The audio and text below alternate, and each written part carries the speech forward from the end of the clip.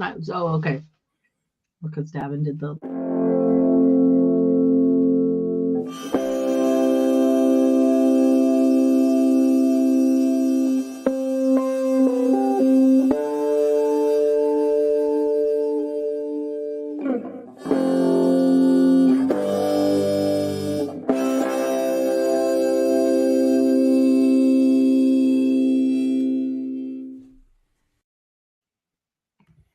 Hello, and happy Halloween. Happy Halloween. This is the Trekle Trunk Halloween special. Woo! I am your host, Davan. I have no Dave tonight, so I am a.k.a. one half of Plain Simple Tailors.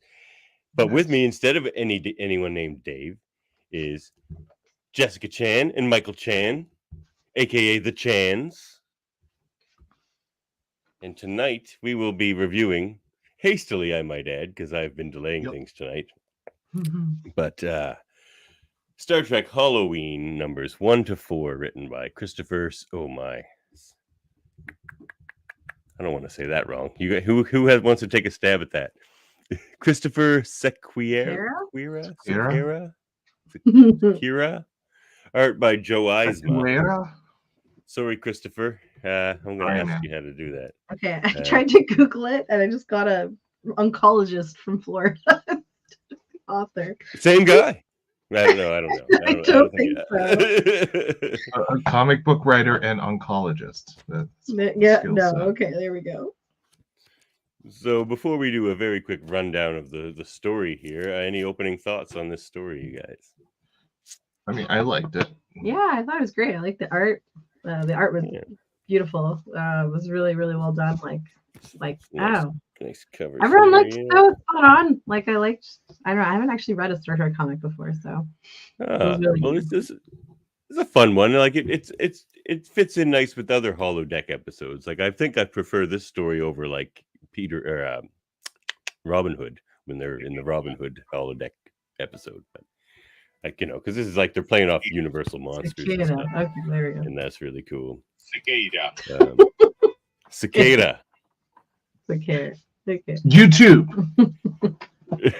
Written by Christopher Cicada. As the opening of the comic book happened, I was like, it's amazing to me that people use the holodeck because it I know go wrong. Everything goes wrong all the time. And then my brain shifted to, if this really went wrong as often, they would have a lot more porn episodes wrong in reality. Why does the glitch never happen when the porn's happening, right? Yeah, because I'm which is 90% of the time. If you listen to Quark, he's that's mostly what it's even for. With this 4-issue series, I'm I've gone through your databases. I'm dude, you would be so horny right now. And they clear their holodeck history when they're done. That probably is delete all files from the last hour of the holodeck. And it wouldn't be monsters, it would just be fear of rejection and fear of underperforming. I like the lower deck was the only one that nodded to that in a recent episode where they're like, oh man, we got cleaning the holodeck duty. Ugh. Yeah. All right. They're just blasting the scum away from the yeah. But no, I think it was interesting because when you told me about this series and I looked up, I'm like, ooh, okay, that makes sense. It's Paramount, CBS / Universal, and we have all the Universal monsters. Right. I didn't think of that. Coming in here. So I was like, okay, how is a writer going to jam all of this into Star Trek without making it an actual they go to a different universe? And the idea of it and the execution of it is something I appreciated. I actually really liked. It was clever. It's very. You see the covers in your stuff, and you're like, how are they going to get data into Frankenstein's monster and into a werewolf? Exactly. But of course he's get into that here. So they come upon an entity. Oh, go ahead, Jessica. Oh, I was just gonna say I liked that the reasoning for the time period of the monsters was explained too, because so often in these shows, I mean, by necessity, that they reference like our history, our recent like Yeah. 100 years before, which doesn't really make any sense considering it's like 400 years in the future. So I like that they were like, oh well, he's from this time period, so to choose. Yeah. Anyway. Exactly. So we're talking about Red Jack, who we know from TOS, who was Jack the Ripper on Earth in the Whitechapel district back in 1888, and also was on TOS, and also in a TNG comic I have too. I think you mentioned that. I was like, wait, what? Yeah, it's called Embrace the Wolf. Nice. Which is they do reference, right? Which Data does reference it. They're like, oh, we've met before and I've defeated you before. But Red Jacket gets a bit of an upper hand on them. Look at him. He's feeding off the fear. And what he's done is he's taken 7 hostages in the holodeck. So they have to figure out a way to go in and rescue these 7 hostages.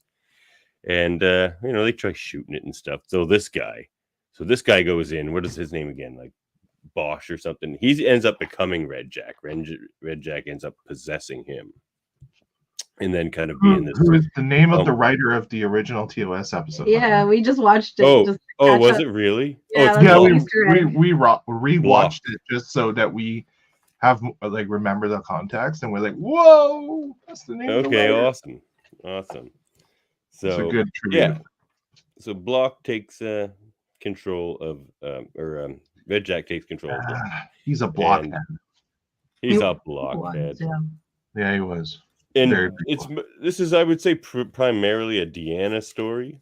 Yep, it makes sense. She's kind of the narrator, and she's the one dealing with the fear of everyone on board. So that's what Red Jack's trying to do. He's trying to strike as much fear into as much of the crew as possible, because that's more power for him. He feeds off fear, much like Hermes. Wink, wink. So, that's hard for her because she feels all this stuff, and that's very overwhelming. And she even says that, like, she makes comments where this is like the hardest thing she's ever gone through on the Enterprise and all kinds of things. So they do have a plan, however. Well, first Data goes in, of course, because Data's like, sometimes it's better if I just do things myself so nobody can get hurt. And, he goes in there to face Red Jack on the streets of London or something like it. And at one point, Data just sort of swats him away. But, it takes more than that. So then Red Jack manages to get Borg nanoprobes and of course he inject does. himself. Of course he does. So, they always come into play. He says they were in secure storage, but of course they were. He not secure enough. So then he's getting all nanoproby. So, now they have a Borg Red Jack, and he decapitates Data. Very cool image there. Oh no, that was a cool shot. I was like, what? What? Right. It's very kind of looks very anime actually. Like very looks like something out of an anime. Yeah. Well, yeah, he's really drawn kind of like slender like that as well. Like they kind of do with so then he manages to turn Data into the Frankenstein's monster. That was Red Jack's doing. Because he wants his muscle. He's got some hired muscle now. And of course that spreads more fear, because if Red Jack can defeat Data, then all the crew starts to admit that they're feeling quite a bit of fear. And it appears as if they're leaving the holodeck. Yeah. So with the captured crew in tow. So that's the end of issue 1. Now, issue 2, we pick up and there's a firefight. Yeah. It was a firefight. But to no avail. This is a stronger entity than that. But luckily they put up a force field right before Data crushes them all. So that's good.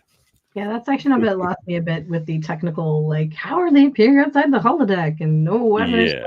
I wasn't quite following what allowed him to do that. I didn't quite catch all of that. But I believe what they say is that they didn't leave the holodeck, and he's just making it appear as though they did. So if you can make, like, I think that's what he says. So they're still partially in it, but they're still in the holodeck. Yeah, and also over time he captures more people, right? But how he does it is when they go try to investigate the holodeck, he makes it seem like that they go back out but they're not out. Yeah, but they're not out. He extended. Oh, okay. I see He what you mean. extended the image. He made the corridor look longer. Okay. Yeah, I get it. Yeah. So they develop a plan that is it Beverly? Yeah, I think it's Beverly figures out that there's this device from the I forget what planet she says it's from. But it allows you to it's like an entertainment device, but it allows you to live the life of somebody else. Yeah, Deneb 2 or 3? I think it's 3. Deneb 3 and yeah, Deneb 3. Yeah. Which we've never heard of. We've heard of Deneb 4, Deneb 2. All the other Denebs have been in Star Trek, isn't? But Deneb 3 is a new one. Maybe it's in the comics. It's supposed to be lifeless. It is in the comics in this one, and it's supposed to be lifeless. But they have entertainment devices. So maybe there's an outpost on there or a colony. Who knows, right? In a dome. Who knows? So more sexy stuff? No. Yeah, dome sexy stuff. I'm telling you, this should have been a sexy Halloween. Maybe next year, guys. I don't know that Troy is. Troy's looking pretty good. I mean, she was amazing. I like that. Well, I was going to ask you guys of these 4 looks, which one was your favorite? Troy. Definitely Troy. Troy followed by Worf. I think Worf, the comic cover from the Black Lagoon. That was really good. The comic cover was amazing, and there's a really cool comic cover. I only have these variants, so I don't have the more realistic Universal Monsters variants. I probably would have grabbed those if they had been available. I have the digital copy that I finished reading today for this podcast. Did you see the Riker cover where he's turning into the werewolf? Yeah, the 3 stages. Yeah. Like the 3 wolf Riker. Yeah, that was awesome. 3. Yeah. So their plan is, because of this device that allows you to sort of think you're somebody else for a certain amount of time, if the crew, Riker, Worf, Picard, and Troy, think they're already a monster, then they won't feel fear from the monsters in the holodeck. Yeah. So that's kind of funny. I mean, Picard is Hyde, and we got Worf as Creature from the Black Lagoon, and Riker is the Wolfman, and the Mummy, Troy. It's all very cool. They show down, and their dialogue is cool because they think they're these characters. It's kind of quite interesting. Yeah. And I like Worf's Trileth. The Trileth is so cool. The Trileth. Yeah. So that's pretty fun. Is the water, it's mostly a fight. Water King the I guess amphibious Klingons? Is that established lore? Well, no, he's just a creature from the Black Lagoon, isn't he? I know what he is, but he said it was from their own Halloween thing. Oh yeah, he has. They're called like the Krylar or something. Yeah, he's like we have something similar to Halloween. Water Klingon.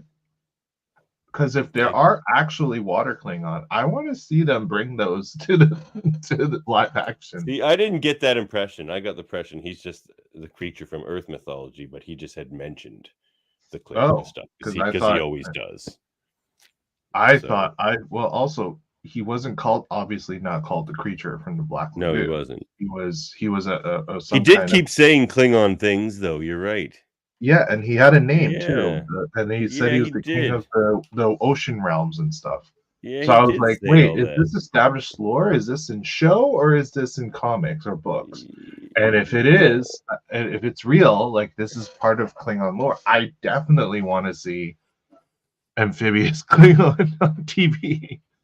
Yeah. I really do, because that is so cool. Yeah, I'm leaning towards your theory on that now. I think. I think you're right. So interesting. Though they in the image of this cover that he's the creature from the Black Lagoon. Yeah, I think he said because they were talking about Halloween customs throughout different cultures, and he said theirs one was like pretending to fight back these sea creatures or something, and that's what he was supposed to be. But and during this whole. Yeah, and during this whole thing, they only have like 26 minutes before like the away team's brains will like implode. Well, yeah, it started. So they have half an hour, but by the time they got in, they only had 25 minutes left, and they were doing kind of a 24-esque, like the TV show 24-esque countdown for us. and it was great. Like I love the countdown. I felt like the use of the little countdown on the corner of the panels as it went really kind of gave a sense of urgency for us as a reader, so that we understood how little time there was left. Although in issue 2, I remember thinking, wait, they're already in there. They're already doing all this stuff. Like it almost felt like this would, because I knew it was 4 issues, right? Yeah. Had I not known, I would have thought that, like, not like obviously before I got to the end, but like, I mean, sorry, yeah, before I got to the end, I would have thought that this would be it. It's a 2-issue thing. Because this solution sounds pretty cool. Well, yeah, at the start, this is the very first page of issue 3 here, and they're already down to 9 minutes left. And there's like still the 2 issues to go. But they do reset the clock here. Right. Yes. I'm just saying, like, the coming up with the solution and going in and fighting him and all of that stuff made me feel like it would have ended prior to issue 2 ending, thinking it would have ended there and then in issue 2.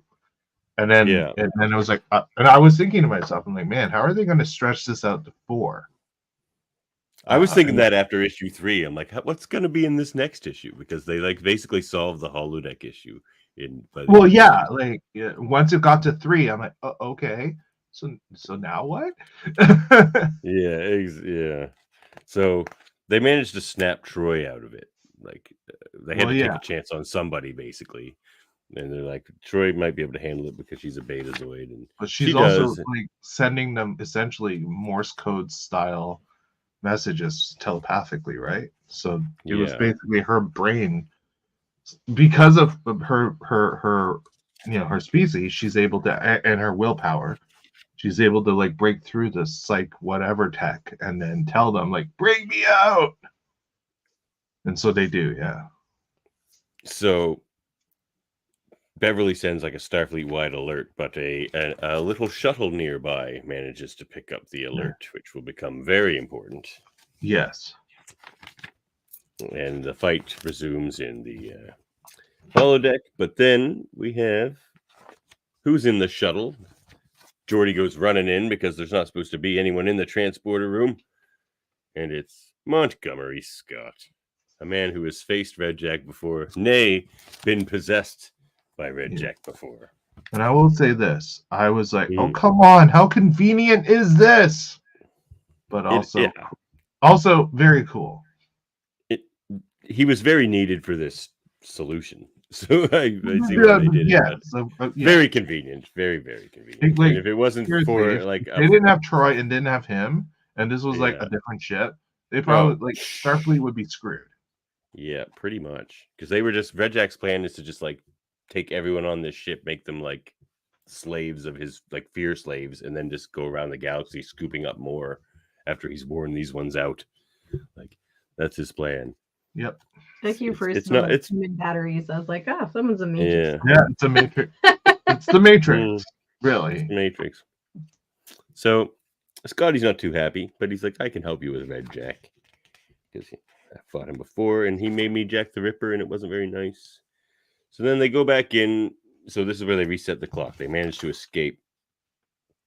So now they have T minus 25 minutes yet again, and they're going back in to face Red Jack. It's pretty cool scenery, like and they have these pillars at the top of the graveyard that will become pretty important.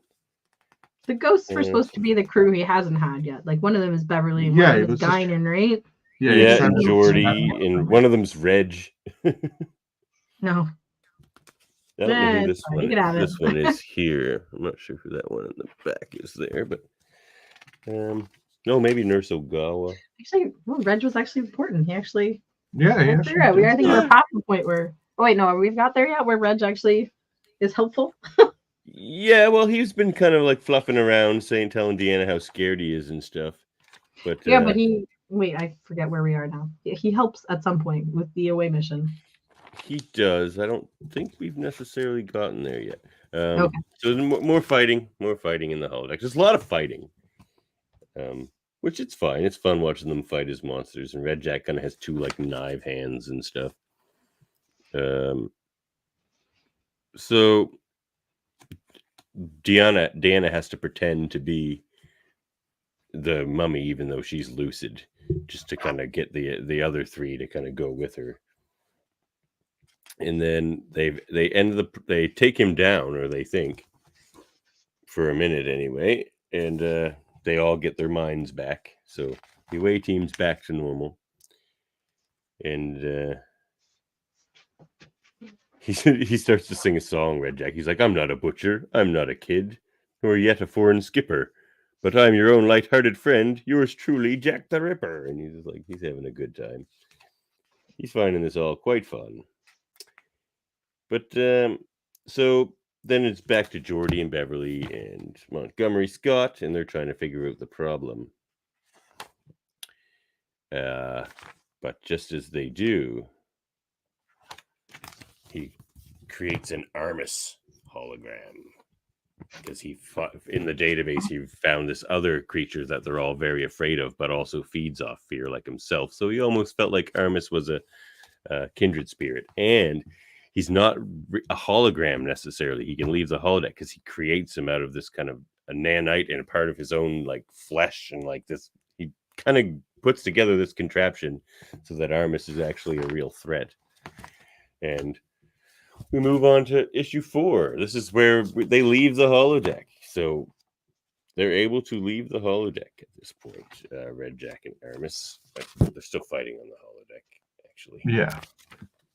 But then they leave because they run from Armis. Basically, Armis was getting the upper hand on. They all book it, but and they're planning on kind of approaching this in another way, maybe a more Kirk style fashion. So basically, hours, if not days, go past, and it's just like Red Jack and Armis popping up in random places and trying to attack the crew and like trying to terrorize the crew. They say it's 24 hours. It's like the full length of Halloween. Yeah. So that is kind of terrifying, though. Peekaboo. Yeah, peekaboo. I'm gonna try to kill you. Okay, bye. Try again. Like, yeah. So very unnerving. Pretty scary to have like black sludge just coming out of cracks and stuff, and you're having to fight it off, and you can't sleep because you're worried that the red sludge is going to come. I mean, the black sludge is going to come get you. Well, they said that, I think at this point they said that the crew's getting tired, like their anxiety levels to the point where they're going to need to start sedating people because they can't keep this up forever. Mm-hmm. Oh yeah, here's Reg. Reg comes in now, and what is he? Oh, no, that's still him just complaining about being scared. Okay. I think we already passed the part where he helped. Okay. He was the one who realized that Deanna was could come out of the trance. Oh, yeah, because he recognized the hostage signal. Yeah. Because he took her. Apparently, Deanna does hostage crisis negotiation classes. Yeah, she does classes, and Reg has taken it 3 times. All of them. Yeah. Yeah, Reg is funny. So Picard tries the old classic trick, try to win the day by threatening to self-destruct. Usually doesn't work in Star Trek. Sometimes it does. Doesn't work on Red Jack. He's just like, go for it. He's smiling the whole time. He's like, this is great. He's like, this is what you're wasting my time on. You're not going to do it. Like, this is stupid. He just mocks him the whole time. Picard walks away so frustrated. He's like, God damn it. Like, they didn't even have him squirming. So that was kind of funny. And so then they realize, they say they're just going to abandon ship. It's like, if you have no one to feed on, is except for the 7 captives. Though, while Red Jack and Armis are running around the ship, Data snuck back into the holodeck. And he finds the missing crew in those pillars up on the hill in the cemetery. So he frees them. So that's that ace in the hole of Red Jack's gone. I think so now they could save the crew. We're going to leave the 7. I think that was a ploy. I think that's kind of to get him to the bridge. He actually believes that they might do that. Yeah, so he's going to the bridge to stop them because he doesn't like that idea. And they try shooting the crap out of him and Armis, and doesn't really work. And Picard calls him a parasite and says that they'll keep fighting him, and they'll if they have to pour salt on him because he's a damned leech. Picard's not happy in this. But then Troy walks in with this little device. He's like, what, a bigger phaser? Just kind of teases her. But it's like, no. So they need a map of what is Red Jack, essentially. They need a map of his, what do they say? It's like his psychic, map his, anyway, his brain, basically. A subatomic diagram. That's it. And they need a subatomic diagram, which they do have because it was imprinted on Scotty when he was taken over by Red Jack. Yep. So once they tell Red Jack like this, Red Jack's like, "Oh crap, you do have me." He's like, "But I still have time to kill you all," and he tries to like slash them all, and it doesn't work. Deanna just shoots him with the device. At which point it removes Red Jack from block, and they surmise that maybe it'll take 100 years or so for Red Jack to coalesce back into Red Jack. That's someone else's problem. They're all completely fine with it. They're like, that's great. For another Halloween issue, right? Or series, right? Exactly. They have to keep. Yeah. Star Trek Discovery. Red Jack returns. Oh my God! Can you imagine? The wolf is on Discovery. The wolf in the 28th century. Yeah. No, seriously. If season 5 is Red Jack, and now, what's his name? Could be the creature from the Black Lagoon. That would be funny. What's his name? Oh, Saru. Saru could be the creature from the Black Lagoon this time. Here's some people thought Jack was Red Jack Hmm? from Picard. Some people thought Jack was Red Jack because he kept saying, What? Oh, who? Jack. Oh, that was one of the theories of. Oh, because his eyes glowing red. Glowing red. That would have been interesting. That would have been. It would have been a funny trick. And he still could bring the Borg in with the nanites, like this comic. Worf. Here we go. Worf's thing is Cryer. That's the Klingon Halloween. I think it's Micron Day. Micron Day. Micron Day. Oh, yes. He's like the Cryer maneuver for dispatching livestock is taught to Klingon children from age 6 at Nimorka festivals, he says. And she's like, then Deanna's like, is there like a Klingon equivalent to Christmas? He's like, well, yes, there is. The fest of the Garvest serpent. Gift ritual is similar, except that the children have to catch the beasts for the ceremonial feast at day's end. I can get you an invitation to such an event. And she's just like, nah. I love that this kind of totally is that whole thing. I don't know if it's like the joke that like Klingon, all of our like Earth literature and stuff was actually originally in Klingon. Yeah. Keeping up that all of our Earth traditions are actually Klingon stuff. So yeah. That's a big thing in Star Trek. Like Chekhov thinks everything was invented in Russia, and Scotty thinks everything Scottish is the best. And yeah. It's Hamlet, I think that was the original joke, right? Oh, you haven't read Hamlet until you've read it in the original Klingon. Haven't read Hamlet until you've seen The Lion King.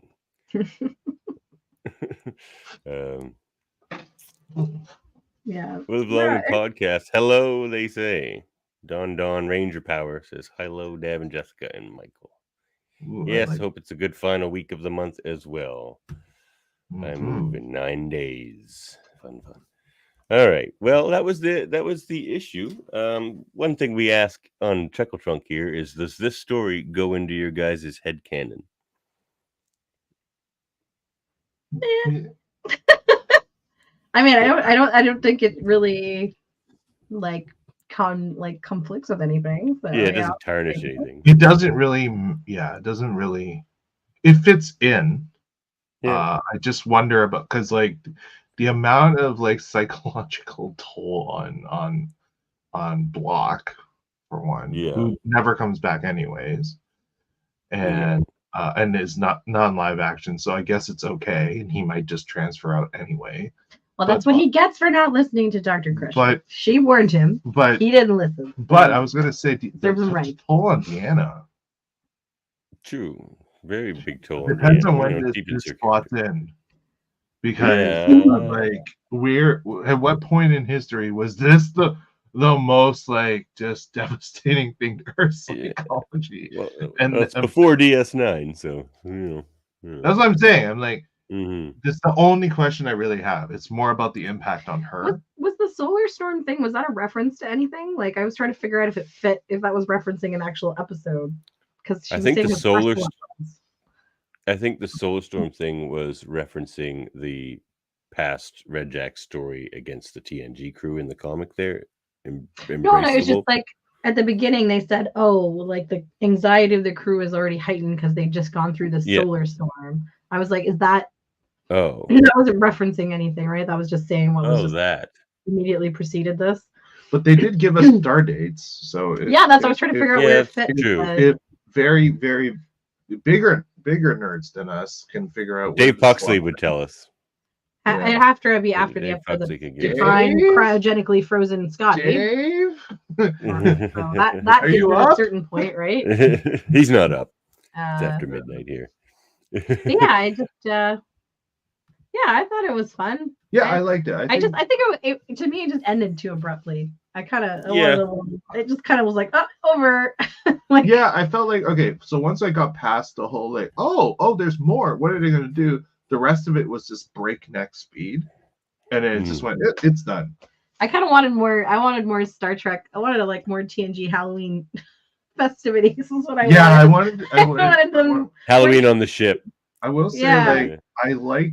Okay, overall, I loved it. Like the whole thing, overall, I loved it. I love the art. I love the story. I love almost everything. One complaint I have, like a real complaint, is that I felt the dialogue was off. There are certain characters that were good. Deanna was quite good. Yeah. The only thing I had was like also like certain times like Crusher was talking, but I was like, was this supposed to be Troy? Because she was like talking about emotions and how the crew feels and like emotional stuff, and I was like, isn't that Troy's job? Why are you talking about this, Crusher? Like, she would understand that too. It's not just that. I just felt like there was, Davan is gone. Uh-oh. No! He left us alone. We're the host now. Look at me. I'm the captain now. What?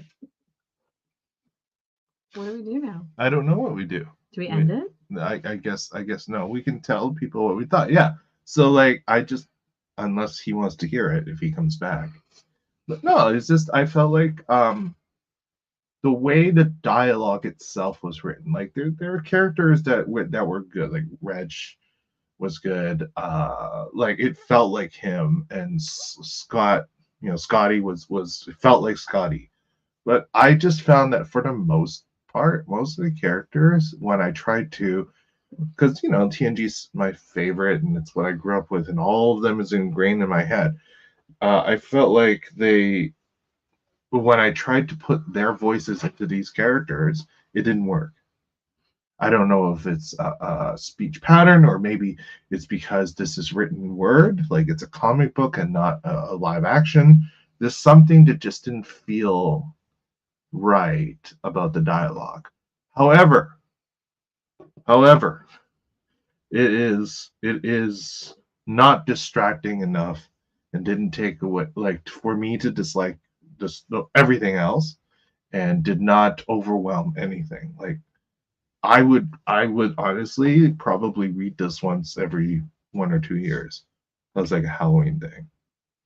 Yeah, I just felt I didn't have the same issue. I guess I just had it in a way that I felt sometimes the dialogue felt like, I don't know, maybe they edited some stuff out. So like I think it like sometimes felt like it was going too quick for me, but maybe that was the speed I was reading it at. Sometimes I was like, what just happened? Like, yeah, that whole thing with the holodeck thing, I didn't quite catch what they were trying to tell me about the sciencey mumbo jumbo part. So, but otherwise, I thought it was fun. Yeah, I just wanted more. I wanted more of the Halloween thing. All the kids trick or treating on the.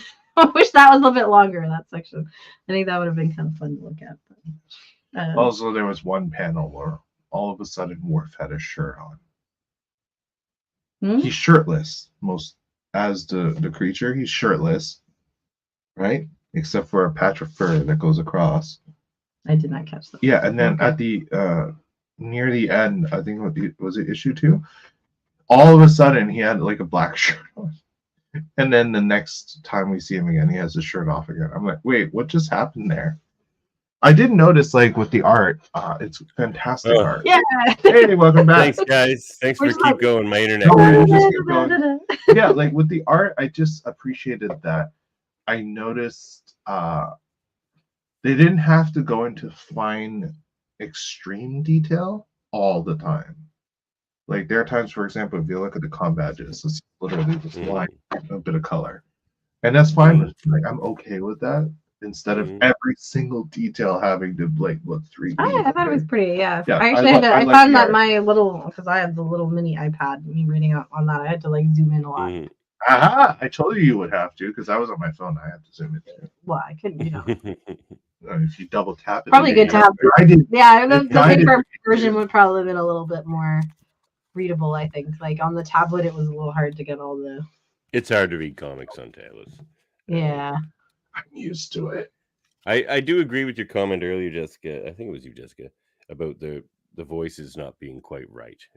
Yeah, that's kind of what we were saying when you were there. It was that it wasn't nobody quite felt quite like their character. But I would probably scrutinize that harder if it wasn't kind of just a silly Halloween holodeck. Yeah. The series we're also covering on Trek right now, Countdown to the Day of Blood, the Star Trek and the Defiant series, the voices are just impeccable. It's like you hear them in your head, like they have the characters so down because they're more serious. It's like they're already writing Picard as Mr. Hyde anyway, so they're kind of just going silly with it, I guess. But yeah, I agree with that. I think this was very there wasn't besides Troy, there wasn't a lot, like everybody else was mostly just doing their job, so there wasn't a lot of character work or personality. It was mostly just techno babble for most of it. So. A little bit of Reg and Data, maybe. Reg was good. Scott was the best though. Scotty was good. Classic Scottyisms thrown in. I kind of like that because having just watched the one this was based on, I was like, thank God they went with this kind of, I don't know, they went with this element. That episode was like, wow, pure sexism in a bottle. Oh dear Lord, yeah. It's so bad. Yeah, Wolf and the POS is kind of pure sexism in a bottle. We've watched more stuff with doing all of our podcasts we've watched, but this one was particularly bad. This is of all the episodes. This creature feasts on fear, so of course he goes after women. They're a naturally fearful gender. Like, oh my God. I was like, Jessica's terrified right now. No, and the whole the fact that they the Mad Men estimate of Kirk being like, I know a place where the women are so, and then he won't even say it, and I'm like, what the heck were you gonna say, Kirk? What was he gonna say? What? The women are so what? You're already a brothel. You wanted a brothel that was more brothely than this brothel. What the heck are you into, Kirk? My God! I think this entire planet is just one giant brothel. So. Just wow. What, Earth? No. I would like to say that it was great that Wolf in the Fold had a Filipino be a wife. I understand she's a mystical Asian, okay? But come on, a Filipino with a North American accent in Star Trek. That because we yes, we have Sulu, but we didn't have a lot of Asians. We've never really had a lot of Asians. So what are you talking about? Spock is Asian. Oh right, yeah, rice farming. Rice farming accident. You know what I'm talking about? Like it's we're not until Disco. We weren't really in abundance. So and then here in TOS, a Filipino. I was blown away. I was like, yeah. I was actually surprised with all the jokiness of it and all of the it kind of almost seemed like a criminal court thing of when Scotty did or did not. But when they actually did the reveal of Rejak in the original, I was actually pretty close to as horror as I've seen Star Trek get. Him inhabiting the computer and him saying Rejak was actually Rejak. It was great. So I felt like this was a really good. I don't know. They kind of took that and ran with it. I really liked the way it was smart to pick up on him as the main villain in this story. I think that worked well. Oh, that really worked. I would be curious to read the previous one and be more interested. That's more of it. I feel like that might have gone more cat and mouse, considering Data's Sherlock in that one. So I feel like maybe this one was more true horror, but I'd be interested to read it. I don't know if they do this every year, but I really want them to do it. I want this to become a yearly thing. Yeah, that yearly Halloween special. Me too. Yeah, I want that one. I want Phantom of the Opera with Picard. Yeah. That doesn't happen, by the way. I am so disappointed. That cover angered me as well. I know. I was like, where does that happen? But no, this is next year. This has to be next year, guys. Yeah, you promised it with a cover. Yeah, with a cover. And I am a Star Trek cast member demanding this. Maybe that could be the birth of Jack. They do look great. Like, oh my god, yes, how Jack was conceived. Oh shit, that's a great idea. Oopsies. You know. That is a great idea. Nighttime. You guys should just write it and send it. Identity sensation. Oh, Jean-Luc. Maybe bring on. Sing for me. Oh. No, this is those two. It's tap dance for me. Tap dance. Anyway. And this episode is that's going yep. That is headcanon. That's headcanon to me. That's how they had a baby. Yeah, that's also headcanon for me. Jack was conceived on the Opera, conceived baby. Oh no. Jack was conceived on top of a piano. So we know, wait, not on a little rickety boat? Oh, maybe. Yeah. Oh shit! Well, I think that was the end. We ran the show off the rails. We ruined it. We got to end this now. Yeah, it's time to cut her now. You can find us on Facebook, YouTube, Twitch, wherever you get your podcasts. Contact us at locutorsoftrek@gmail.com. Find our audio-only version wherever you get your podcasts. And we are a member of these United Federation of Podcasts. And you can check out Live Long and Podcast on Patreon there as well. You can get some sweet merch and whatnots. And we have lots of shows on this mighty federation. You know, the Star Trek stuff, of course. But we also have X-Rated, which we just did an interview with Tony Daniels. Check that out. It was amazing. That guy has stories and impressions for days. We're going to have him back again. We probably could have talked for another 5 hours. So there's that. Graphic History. He just did an episode with Stephen E. Gordon, director, animator of many things. Bakshi's Lord of the Rings, many other things. Cool World worked on. X-Men Evolution, lots of things. Hold Up a Movie Podcast. We just had Michael Chan on. We were talking ghost movies. That was fun. They weren't the best ghost movies. Not at all. We just doubled down Murphy's theory that ghost movies are bad, and we just basically confirmed it in his mind accidentally. In his mind, yeah. Should have done The Conjuring. Had we actually? That's what I said. I said The Conjuring's awesome. That movie still haunts me. It's terrifying. I'm telling you, man. Like it turned out we had a theme, right? Bad ghosts. We did. It was fun. Next year we'll do good ghost movies ones. Or something. Yes. And we'll have Jessica Chan on this season as well on Hold Up. Yes. And Super Mater Brothers, they are brothers. For realsies. And they talk about reality shows. We got Hellbound podcast. Yeah. We actually just released an episode this past week. On video games, I listened to it. That's right. Diablo 4 and Alien Dark Descent. We are coming out of hiatus to start recording again slowly, probably once every 2 weeks this time. We were trying to go for 1 a week, but it's just both our lives have been very messy this past summer. Bi-weekly is respectable. Yeah. And Eamon on track. I'm going to go on there and show him some jazz here real soon. And there's Trivial Debates. Jessica was just on. Halloween version. She's very good at this. Very good. Could have gone her way. Maybe it did. Check it out. Check it out and find out. And there's a new one coming up on Transformers here in November. So check that out. And there's some of the sweet merch you can get on the Patreon. Look at that mug. Jessica's on there. Michael's on there. Oh, wow. I'm on more merch. I didn't even know. It's a wraparound mug. It's a wraparound mug. I want this. Hey, Trek Talk. Actual better merch than what I released for myself. Check that out. Check that out. There's Jessica right there too. Look at that. Jessica. Yeah. Michael. Yeah. and lots of merch. So check that out. You guys want to plug anything? You want to plug anything, Michael, Jessica? Jessica, you have a new podcast, don't you? I do. I do a Buffy podcast called Slayer Talk, but it's very we release on a no schedule. Technically we're up to season 2. I think. Yeah, we just finished season 2 the last time we did it. So we have there. 2 seasons. We do 2 episodes per episode.